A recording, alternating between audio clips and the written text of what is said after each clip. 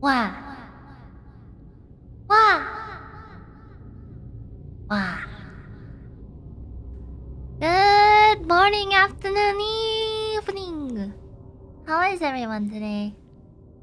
Welcome to Taco Time. Hello. Hello. Wow. Is everyone doing good? Oh yeah, I was gonna keep Rupert for FPS games only, but he didn't want to be separated from chat, okay? So he's staying there.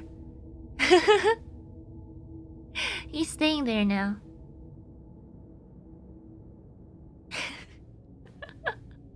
Emotional support. Yeah, basically. Rupert is always welcome. Good. So in the members stream earlier, we finally came to the conclusion that Rupert is indeed an alligator. Yes. Rupert is indeed an alligator. Not a crocodile. An alligator. Hello! Yeah, how are you guys doing today?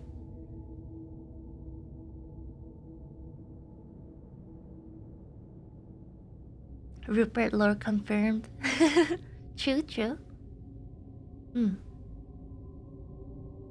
How am I doing? I'm doing okay. I could use a little bit more snacks, but that's for after. You know? So today we're gonna be playing... Well, I guess kind of just looking through Dagon. That's how you pronounce it, right? I can never be sure. It's a visual novel. It's pretty short, around 30 minutes or so. So it's gonna be a short stream.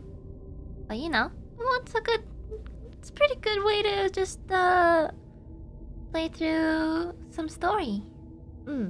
Dagon. Dagon? Like, I'm always like worried about Dagon or Dagon, you know?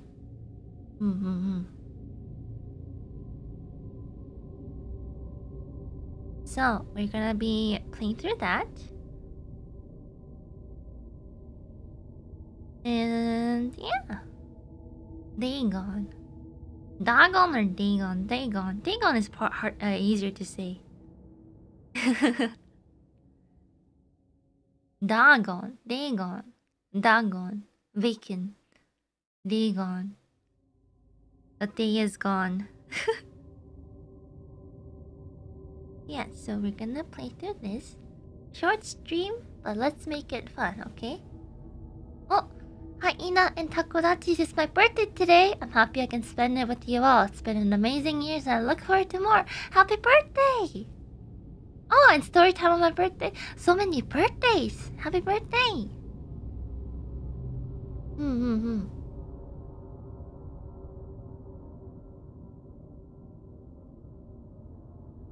Yeah. It's gonna be fun. And yeah, should we get started? Let's get started. Start. It's an interactive adaptation of H.P. Lovecraft's work focused on story and atmosphere. You will not find difficult choices, action sequences, or inventory management here, and movement is limited to progressing through locations along with the plot. So there's not much movement, it's basically just a novel. I am writing this under an appreciable mental strain, since by tonight I shall be no more. During the gameplay, you will encounter interactive elements. Some of them will allow you to continue your journey. Others reveal interesting facts about the original short story, its historical background, and the author. Some of the trivia is hidden. In order to find these secrets, focus your eyes and look for the Elder Sign. Okay. You can also access all the facts later. They will be available in the main menu. Oh. Don't hurt me no more. Oh, so I can look around. I don't think I can do much else. and at the end of my supply of the drug which alone makes life endurable, I can bear the torture no longer, and shall cast myself from this garret window into the squalid street below. No, don't do it.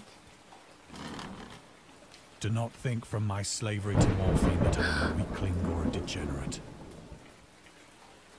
When you have read these hastily scrawled pages, you may guess, though never fully realize, why it is that I must have forgetfulness or death. Yabe. Oh, question mark.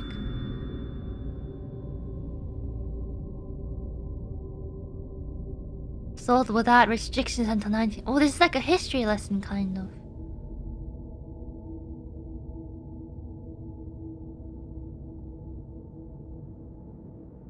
Yabe.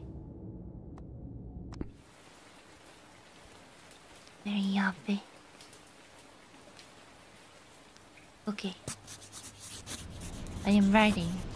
It was in one of the most open and least frequented parts of the broad Pacific that the packet of which I was supercargo fell a victim to the German sea raider. We're in the ocean. Oh, is this a flashback? The name came from Morpheus. Oh.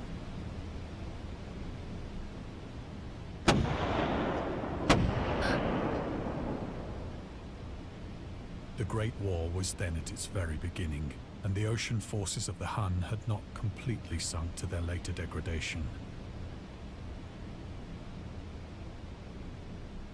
Oh.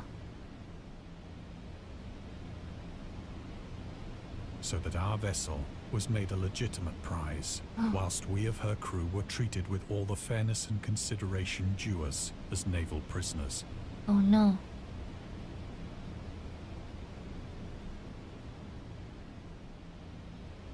Oh, question mark.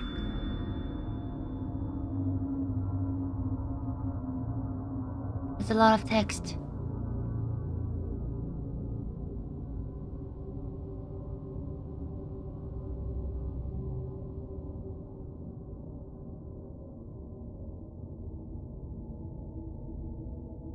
Oh. Ah, reading. It's fine. We'll get through this. Like, the Huns as like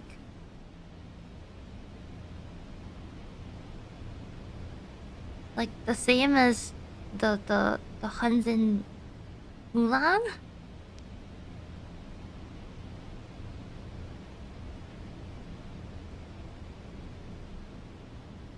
It is? Basically? No, yes, no?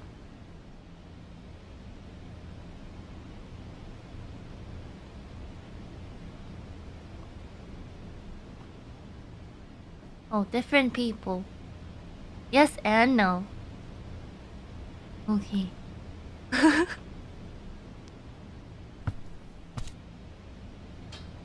It's like a history lesson here.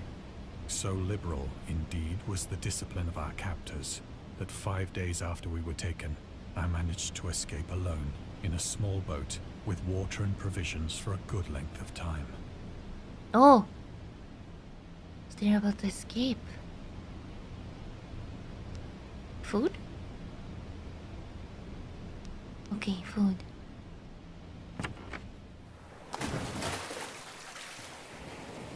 When I finally found myself adrift and free, I had but little idea of my And surroundings. the ocean. Never a competent navigator, I could only guess vaguely by the sun and stars that I was somewhat south of the equator. Oh. That's how people usually made maps back in the day, right? With the use of like stars and sun and moon. Yeah. Of the longitude, I knew nothing, and no island or coastline was in sight. It's scary being alone in the sea.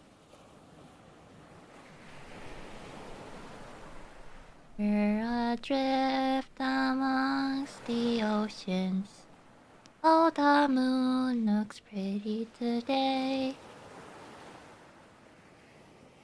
The weather kept fair, and for uncounted days I drifted aimlessly beneath the scorching sun, waiting either for some passing ship or to be cast on the shores of some habitable land. Do you guys know how to survive if you're stranded on a boat in the ocean? You guys know how? First, you gotta find shelter, so you don't get sunburned or, you know, dehydrated from the sun, so you have to make cover for yourself. The second, you gotta find somehow how to purify the seawater, or find some sort of way to gather drinkable water. Yeah. If you have like tools, you can boil the water, but it might not be the case. And then you gotta find food. Yeah.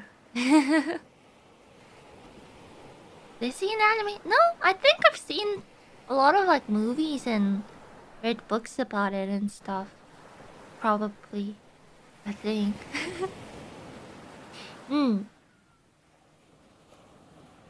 Yeah, but making sure that you have cover from the sun and make sure you don't get cold is a very important thing.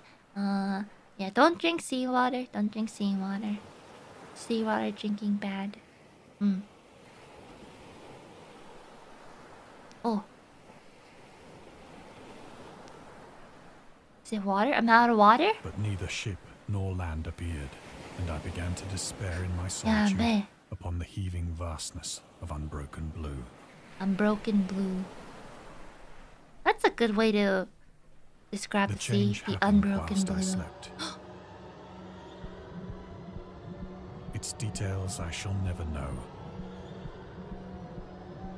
For my slumber, though troubled and dream-infested, was continuous.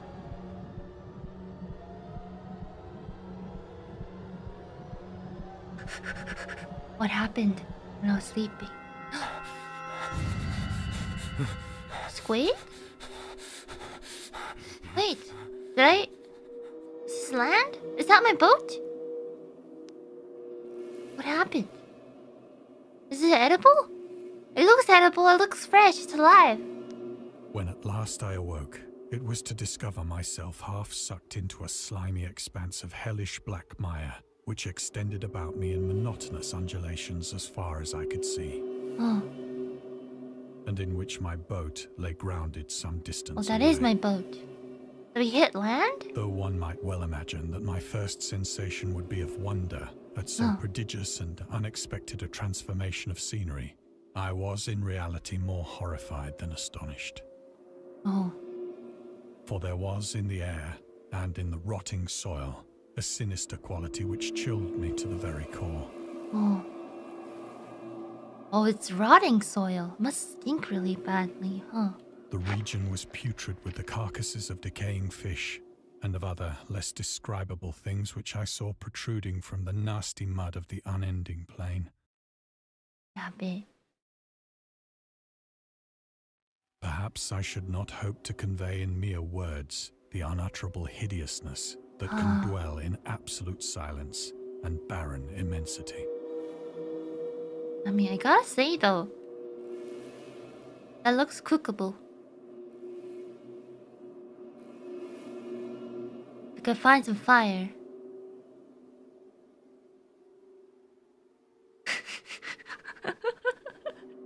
It looks like normal squid. There was nothing within hearing and nothing in sight save a vast reach of black slime. Yet the very completeness of the stillness and the homogeneity of the landscape oppressed me with a nauseating fear. What kind of fear? The sun was blazing down from a sky which seemed to me almost black in its cloudless cruelty, as though reflecting the inky marsh beneath my feet.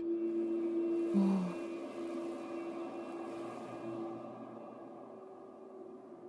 This is really atmospheric though. I would take a walk here. Would you?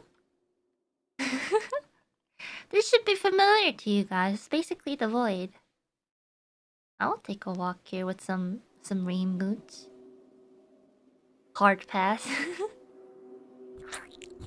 Ooh, squishy!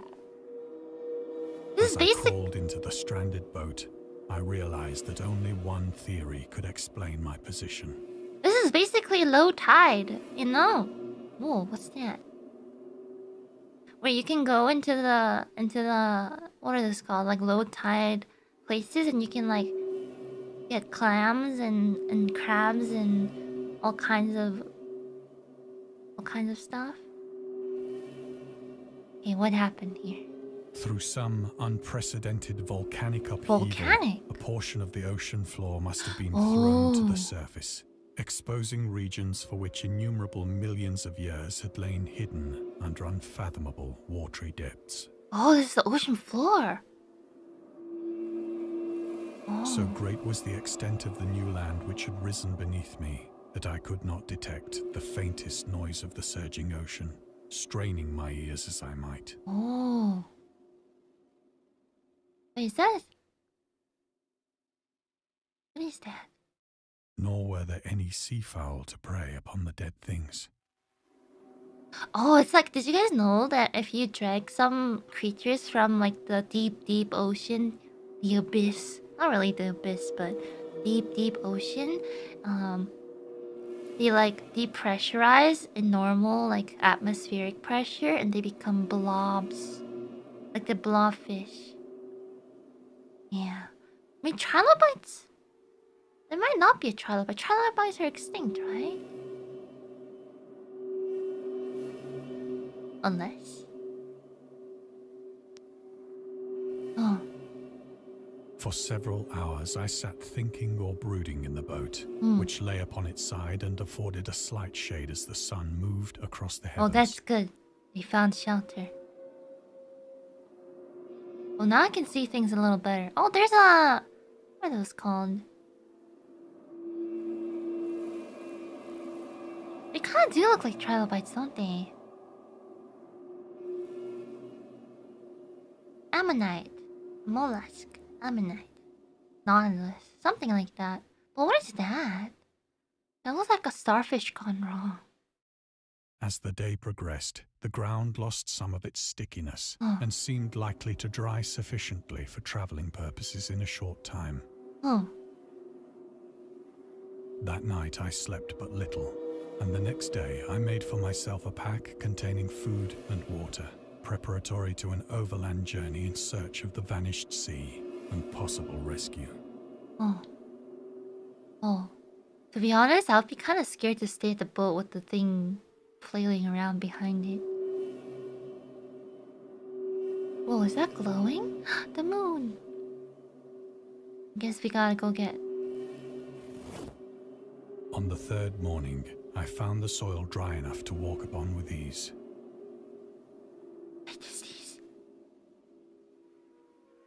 It's gone. Okay. The odor of the fish was maddening, but I was too much concerned with graver things to mind so slight an evil, and set out boldly for an unknown goal. Oh. The odor of fish was maddening. Basically, the same as the fish market, wouldn't it be?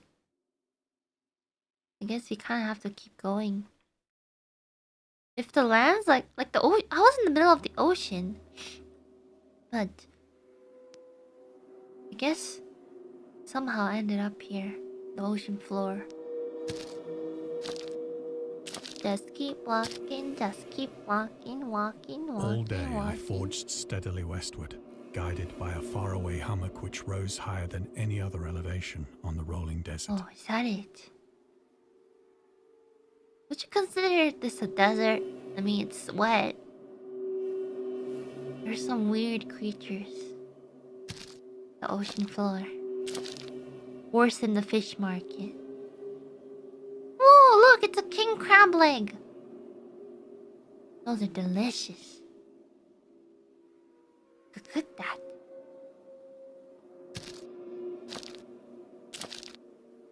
It's a lot of food. That night, I encamped, and on the following day still travelled toward the hummock, though that object seemed scarcely nearer than when I had first espied it. Now this looks like... I don't know, what does this look like? Not really tentacles. It's more like snakes. Any trivia?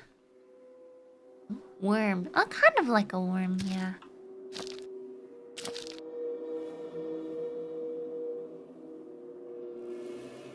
Oh. By the fourth evening, 4 days. The base of the mound, which turned out to be much higher than it had appeared from a distance. Oh boy, that was a long walk. An intervening valley setting it out in sharper relief from the general surface. What if it's like a living creature? Too weary to ascend, I slept in the shadow of the hill. Oh boy. I know not why my dreams were so wild that night. But ere the waning and fantastically gibbous moon had risen far above the eastern plain, I was awake in a cold perspiration, determined to sleep no more. Sleep no more. Such visions as I had experienced were too much for me to endure again. Yabe. And in Have the a bad glow of the dream? moon, I saw how unwise I had been to travel by day. Without the glare of the parching sun, my journey would have cost me less energy. Indeed, I now felt quite able to perform the ascent which had deterred me at sunset. Oh? Uh-oh. I feel like you shouldn't climb that. Picking up my pack, I started for the crest of the eminence. Yabe. Any trivia? No? I have said that the unbroken monotony of the rolling plain was a source of vague horror to me. Oh. But I think my horror was greater when I gained the summit of the mound and looked down the other side into an immeasurable pit or canyon, Yabe. whose black recesses the moon had not yet soared high enough to illumine. Yabe. I felt there's like myself on the edge of the world, There's like a giant hole in the ground. peering over the rim into a fathomless chaos of eternal night. Through my terror ran curious reminiscences of Paradise Lost, Oh.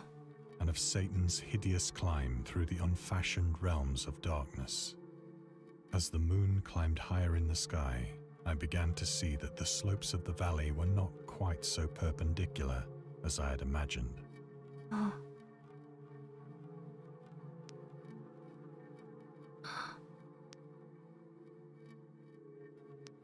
Ledges and outcroppings of rock afforded fairly easy footholds for a descent. Descent. Oh no, I wouldn't go down if I were Whilst you. after a drop of only a few hundred feet, the declivity became very gradual. Oh no.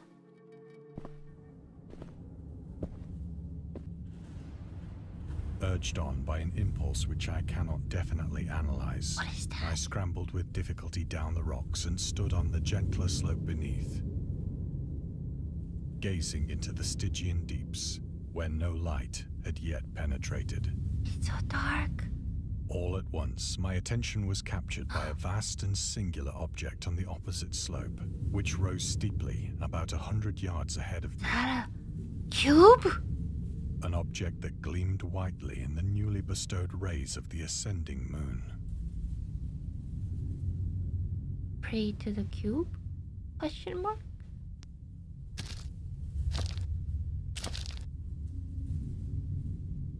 That it was merely a gigantic piece of stone, It's so I soon cut assured myself. perfectly.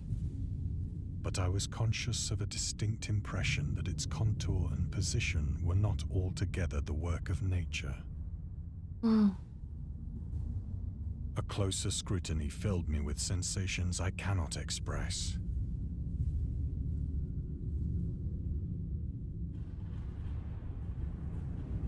A monolith. For despite its enormous magnitude, and its position in an abyss which had yawned at the bottom of the sea since the world was young, I perceived beyond a doubt that the strange object was a well-shaped monolith, Monolith. whose massive bulk had known the workmanship and perhaps the worship of living and thinking creatures. Dazed and frightened, yet not without a certain thrill of the scientist's or archaeologist's delight, I examined my surroundings more closely. Sounds very yabbit to me. That would be kind of scary. All of a sudden, in the dark, you see a giant monolith, and it just kind of glows a little bit in the dark.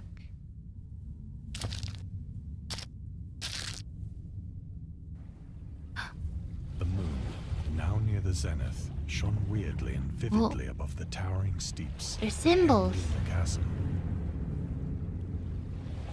and revealed the fact that a far-flung body of water flowed at the bottom, winding out of sight in both directions, and almost lapping my feet as I stood on the slope. Yeah. Across the chasm, the wavelets washed the base of the Cyclopean monolith. Cyclopean.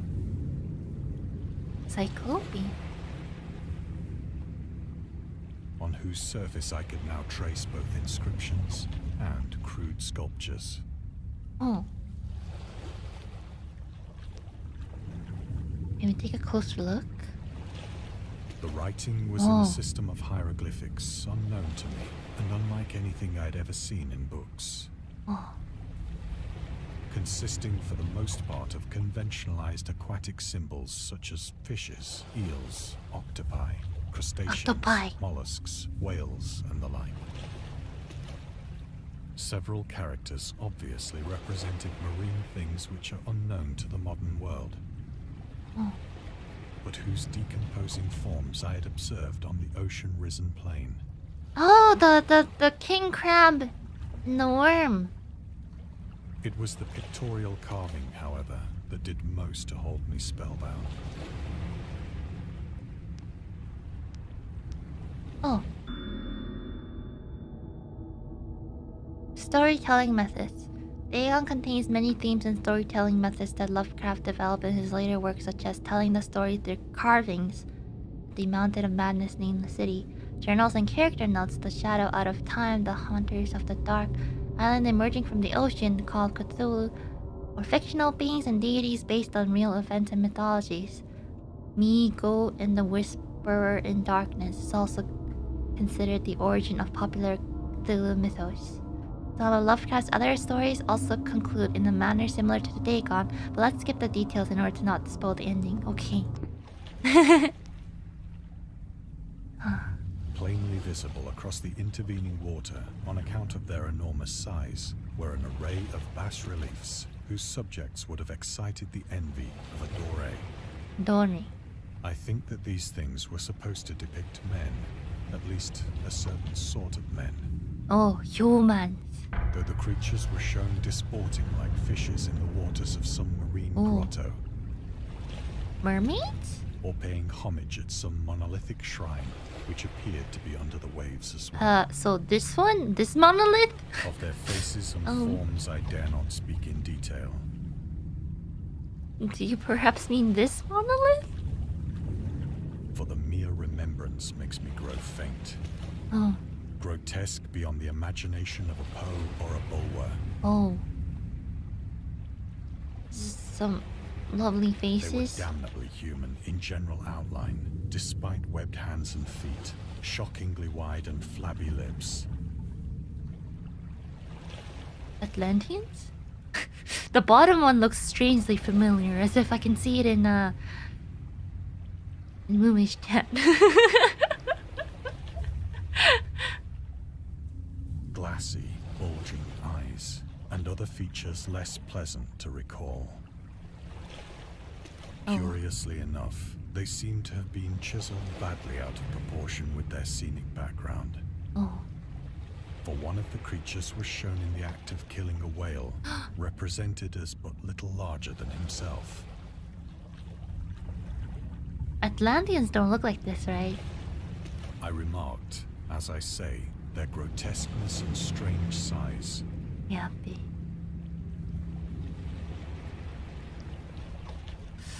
But in a moment decided that they were merely the imaginary gods of some primitive fishing or seafaring tribe. Asgura. kind of afraid to ask. Some tribe whose last descendant had perished eras before the first ancestor of the Piltdown or Neanderthal man was born. Oh. So they're quite big. Like if you think of the whale, it's like almost as big as a whale. They're not technically human, no. Awestruck at this unexpected glimpse into a past beyond the conception of the most daring anthropologist,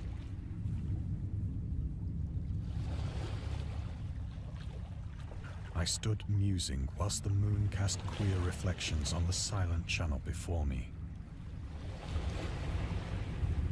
Yeah, me. Then, suddenly, I saw it. So what?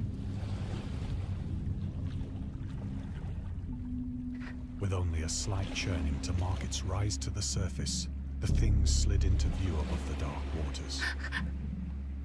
Get away from there! Polyphemus-like and loathsome, it darted like a stupendous monster of nightmares to the monolith. About which it flung its gigantic scaly arms, while it bowed its hideous head and gave vent to certain measured sounds. Walk backwards! Don't I faint! think I went mad then. Oh. Of my frantic ascent of the slope and cliff, and of my delirious journey back to the stranded boat, I remember little.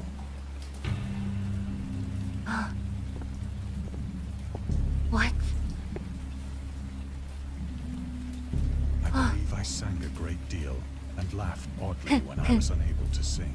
Ow! La la la la la la la la. 98 bottles of Dr. Oopsie. I have indistinct recollections of a great storm sometime after I reached the 98 boat. bottles of Dr. Oopsie.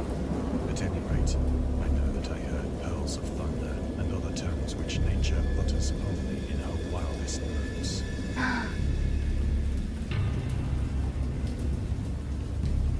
Take water out and pass it around. Don't pass it around. When I came out of the shadows, I was in a San Francisco hospital. Oh, made to the ocean, the hospital. Brought thither by the captain of the American ship which had picked up my boat in mid-ocean. Oh. In my delirium, I had said much, but found that my words had been given scant attention. Oh. Of any land upheaval in the Pacific, my rescuers knew nothing. Nor did I deem it necessary to insist upon a thing which I knew they could not believe. Oh. So only he experienced it.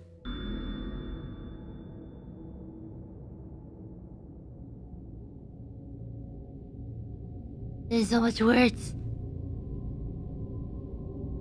The journalist. Lovecraft was a prominent figure in the world of amateur journalism. In 1915, he started publishing his own journal called The Conservative, which included political and social commentary, poetry, short stories, and literary criticism written by him and other authors. Howard was a skilled wordsmith, but he also took criticism to heart, which resulted in his decision to step away from writing poetry and concentrate on weird fiction again. For the first time since his teenage years, Dagon, published in 1919, is one of the short stories written during that period. This excerpt from The Conservative Master of Horror Fiction explains his attitude towards warfare and the idea of world peace. Oh, there's so much words, I can't read it. Do you guys have hard trouble reading when everything is in capital letters?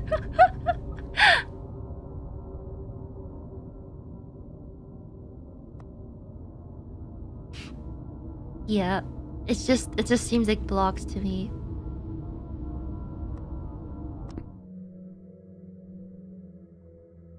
Okay. I have trouble reading all caps.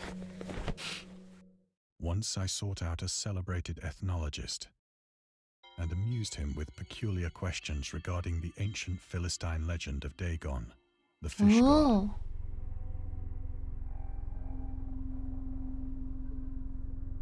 Wait, so the figure I met in that ocean was Dagon?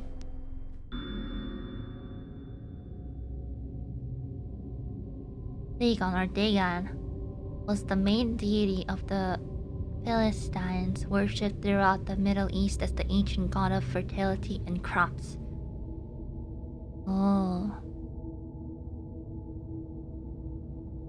The judge of the dead in Assyrian poem and an underworld prison warder in one of the Babylonian texts.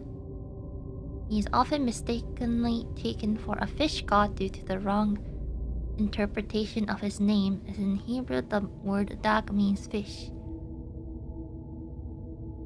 An underwater ruling deity ruling over the deep ones, a humanoid race with fish traits that reside in the oceans. He is worshipped by a secret cult called the Esoteric Order of Dagon. Oh. Fish god. The deep ones. Different from the ancient ones, right? I think this is it. A cult? But soon perceiving that he was hopelessly conventional, I did not press my inquiries.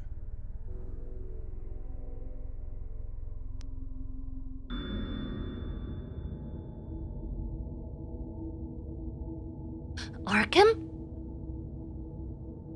Published many of his works throughout his company. Arkham House? Arkham Editions? Never heard of him.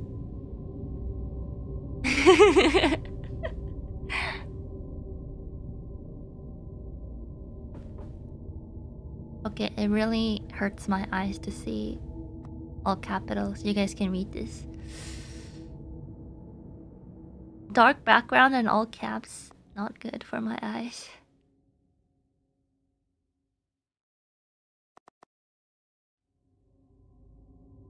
Ugh.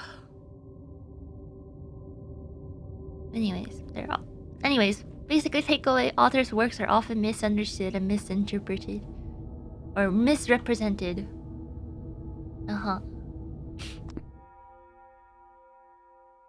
I think I understand. Maybe not. Oh, clock?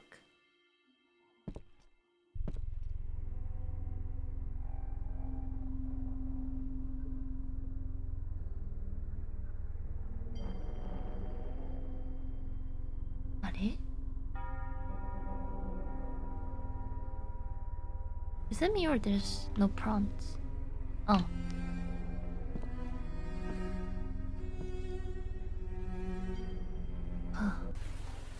It is at night, especially when the moon is gibbous and waning, that I see the thing.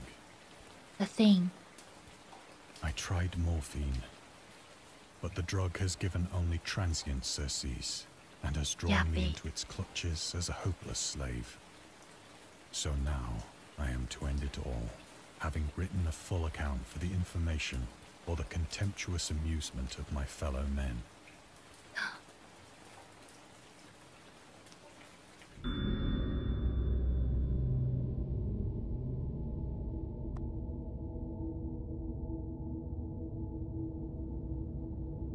Okay. Also a lot of text. You guys can pause it later and read it. Yabe. Often, I ask myself if it could not all have been a pure phantasm. A mere freak of fever as I lay sun-stricken and raving in the open boat after my escape from the German man-of-war. This I ask myself, but ever does there come before me a hideously vivid vision in reply. I cannot think of the deep sea without shuddering at the nameless things that may at this very moment be crawling and floundering on its slimy bed. Worshipping their ancient stone idols and carving their own detestable likenesses on submarine obelisks of water-soaked granite. I dream of a day when they may rise above the billows to drag down into their reeking talons the remnants of puny, war-exhausted mankind. Of a day when the land shall sink and the dark ocean shall ascend amidst universal pandemonium.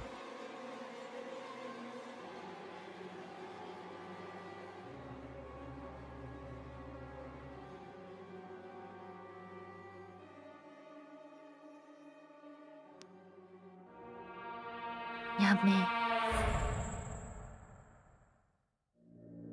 The end is near. The end I is hear a near. noise at the door, as of some immense slippery body lumbering against it. Uh-oh.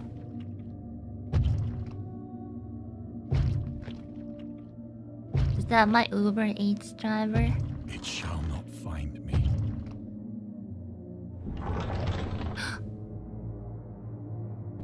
I told you to leave the food at the door. God, that hand!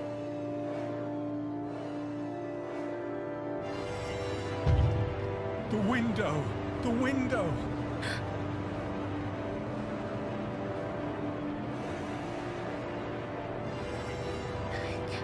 Uh-oh.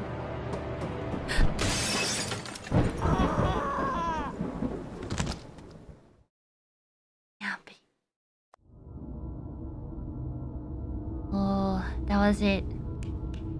We hope you enjoyed immersing yourself in our little pool of cosmic horror. We'd appreciate if you took a moment to rate Dagon and check out the other games and DLCs.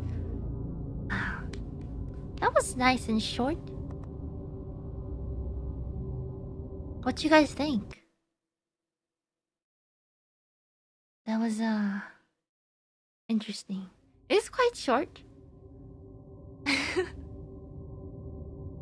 But I think it's sometimes like nice not to drag it on too much.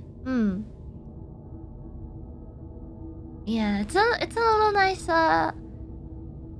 nod to fans, I guess. Previous fans, new fans, yeah. No food. That was a very interesting atmosphere.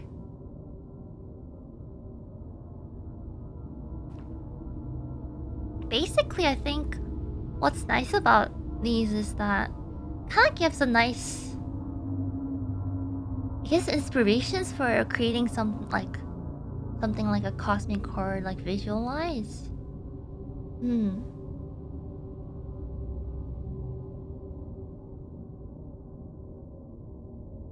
I think there's a reason that a lot of like media these days like reference the works, right?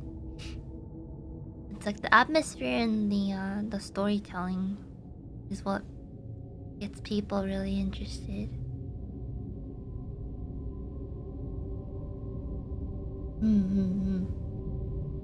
Visual cosmic horror is difficult, I think, because I don't know, like even in recent games these years, like a lot of the, I guess, grotesque monster designs are, you know, just there, but just to be able to create something of a certain scale and have it feel like it's like a unimaginable horror kind of thing is really hard to do.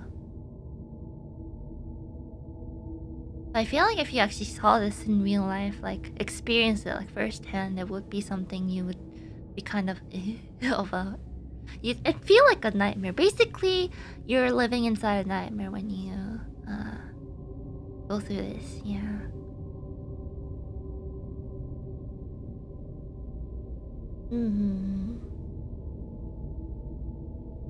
It's like you're just like half asleep and you have those like weird dreams about creatures you've never seen before. Yeah.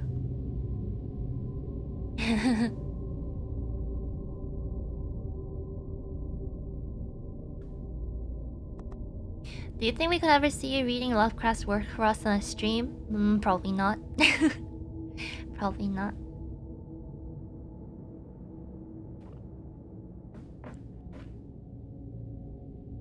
I don't... As I said before, if I have fun with this stream, I think chat has fun with this stream, and I don't really enjoy reading things out loud. I'll be completely honest with you, I don't like reading things out loud too much. And it's probably not bad.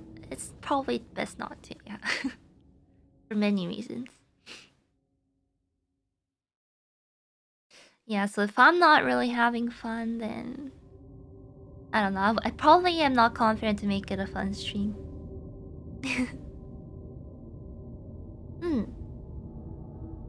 But yeah, I really like it when they... I mean, if there are games and stuff that incorporate the stories, like this one, Dagon was a very short game, but I enjoyed it because I really liked seeing the atmosphere, and it like gets me thinking, gets my artist senses like thinking, you know.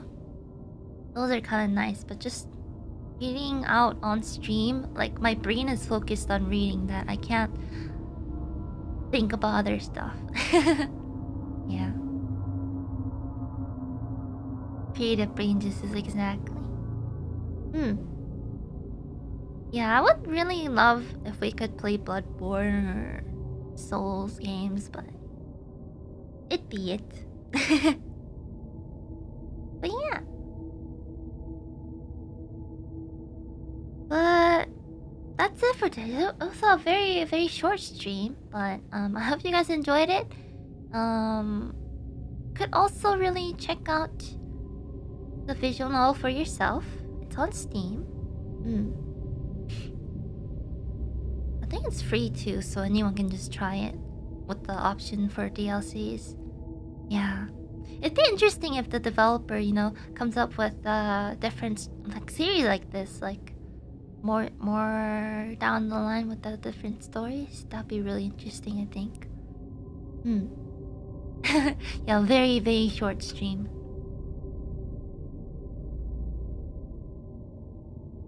Yeah. I'm pretty sure this one also has VR mode. So if you guys wanted to, you know, you've watched me play it, but if you want to experience it for yourself and you happen to have a VR headset, I think that's a very good way to experience it as if you're actually there. Yeah. But yeah, thank you very, very much everyone for coming to watch today. Yeah, it was a short stream today. Yeah. I mean, it is only like 30 minutes-ish of gameplay, and we're almost at an hour-ish. But yeah, short, nice and short and sweet. But tomorrow is gonna be a drawing stream. And remind me to make the capybara emote tomorrow, because I feel like I might forget. But yeah, I think I'm gonna save some energy for tomorrow. I know other members have exciting streams tonight, so make sure you check them out too. Yeah. Anyways, I hope you guys enjoyed it. Thank you for all the super chats. Welcome to all the new members, all the members, all the viewers. Thank you. Yeah. I hope you guys don't have a nightmare after this. Don't have nightmares. Dream of Ina. Yes, only Ina. Until next time, take care. Have a wonderful rest of the morning, afternoon, evening.